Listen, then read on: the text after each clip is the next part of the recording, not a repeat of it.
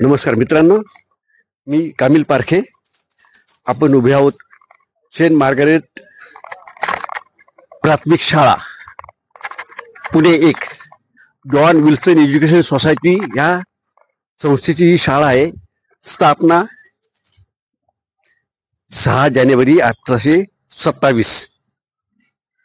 बहुतेक ही प्राथमिक शाळा महाराष्ट्रात किंवा भारतातली सर्वात जुनी शाळा असू शकेल, जी अजूनही चालू आहे.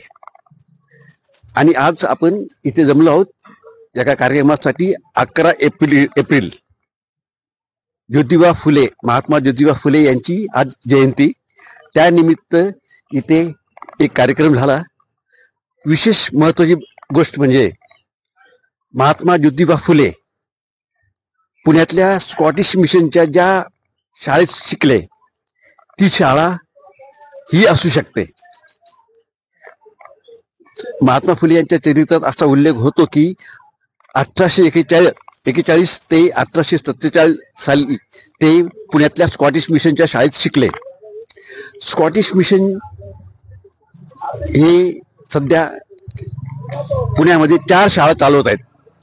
सेंट मार्गारेट प्राथमिक शाळा, पुणे कॅम्पातली Saint John secondary school, Pune कॅम्पात लाल देऊळ पेट्रोल पंप समोर असलेली सेंट अँड्रू स्कूल आणि क्वार्टर गेट YMCA आणि सिटी चर्चच्या शेजारी असलेले इथेल गार्डन प्राथमिक शाळा आणि ज्युनियर कॉलेज. स्कॉटिश मिशन तर्फे या 4 शाळा पुण्यात चालू आहेत. आणि याच शाळेत ज्योतिबा फुले शिकले असणार. याच शाळेत सावित्रीबाई फुले यांनी सावित्रीबाई फुले यांनी जेम्स मिचेल यांच्या पत्नी मिसेस जेम्स मिचेल यांच्या पत्नी मार्गारेट शॉ मिशेल यांच्या शाळेत अध्यापनाचे शिक्षण घेतले. सावित्रीबाई फुले ह्या भारतातल्या पहिल्या प्रशिक्षित क्वालिफाईड शिक्षिका. आणि त्यांनी शिक्षण घेतलं असणार त्या याच शाळेत. कारण स्कॉटिश मिशनरी भारतात आले ते 1823 साली. त्यानंतर डोनाल्ड मिचेल यांनी कोकणात अनेक शाळा सुरू केल्या. असं म्हटलं जातं की 1827च्या दरम्यान स्कॉटिश मिशनच्या पुण्यात आणि कोकणात परिसरात दापोली, हर्णे, बाणकोट या परिसरात 80 शाळा होत्या. त्यापैकी काही शाळा पुण्यात होत्या. आणि त्यापैकी ह्या शाळेला नंतर सेंट मार्गारेट प्रायमरी स्कूल हे नाव देण्यात आलं आहे. आणि इथे जेम्स मिचेल पुण्यामध्ये आले ते 1831 नंतर. त्यानंतर त्यांनी इथे शाळा सुरू केल्या.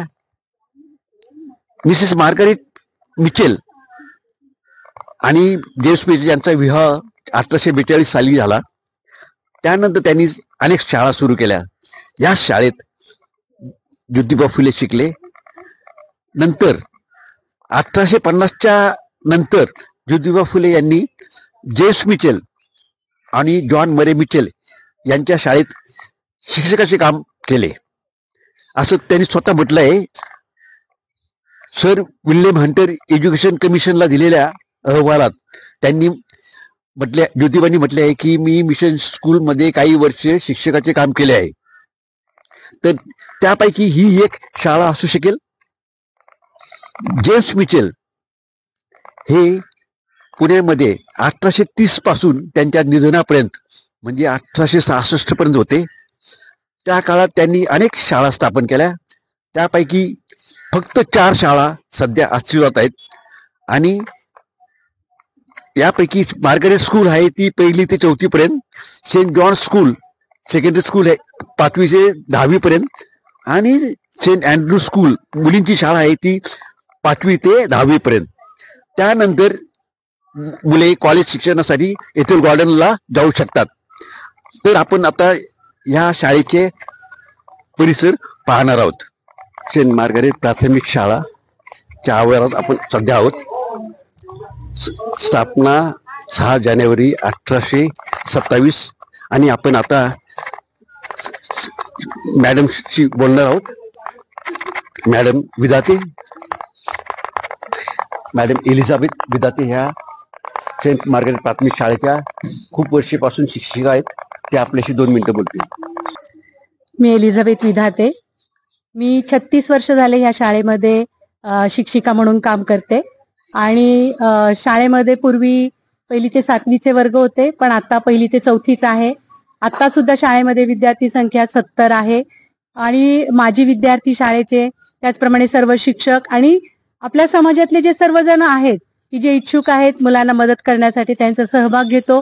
वेगवेगळ्या NGOंची मदत घेतो आणि आम्ही आमच्या शाळात अधिक अजून त्याच्यामध्ये कशी सुधारणा करायची त्यासाठी प्रयत्नशील आहोत. धन्यवाद मॅडम. धन्यवाद. दुमजली इमारत नाही तर एक फक्त बैठक घर आहे. इथे 1ली ते 4थी पर्यंत शाळा आहे, बालवाडी सुद्धा आहे आणि विद्यार्थ्यांची संख्या फक्त 70 आहे. आधी इथे 7वी पर्यंत शिक्षण होतं, नंतर 5वी 6वी आणि 7वी इयत्ता बंद करण्यात आल्या आहेत. हा इथल्या शाळेचा हा एक वर्ग आहे. इथेच आता आज 11 एप्रिल रोजी महात्मा फुले यांची जयंती साजरी झाली. त्यावेळेस अनेक क्षेत्रातले लोक इथं आले होते.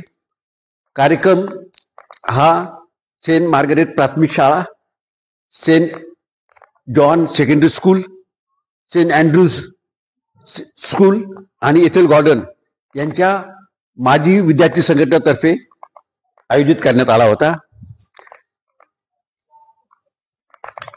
वर्षानंतर 2027 साली सेंट मार्गारेट प्राथमिक शाळा आपल्या अस्तित्वाचे 200 वर्ष पूर्ण करणार आहेत. त्यानिमित्त माजी विद्यार्थ्यांनी या शाळेसाठी भरघोस वर्गणी योगदान करून या शाळेची स्थिती बदलण्याचा निर्धार व्यक्त केलेला आहे. आपण पाहतोच इथे काही मुलं मुली शाळेच्या आवारात फिरतायत. हे शाळेचं सध्याचं स्वरूप आहे.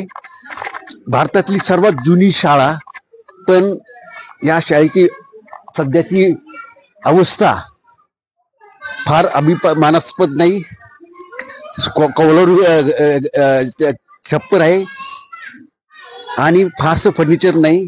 मुलं आजही इथे फरशांवर बसत आहेत. इथे बेंच खुर्ची असण्याची आवश्यकता आहे आणि त्यासाठी माजी विद्यार्थी संघटनेने काहीतरी करण्याचा निर्धार व्यक्त केलेला आहे.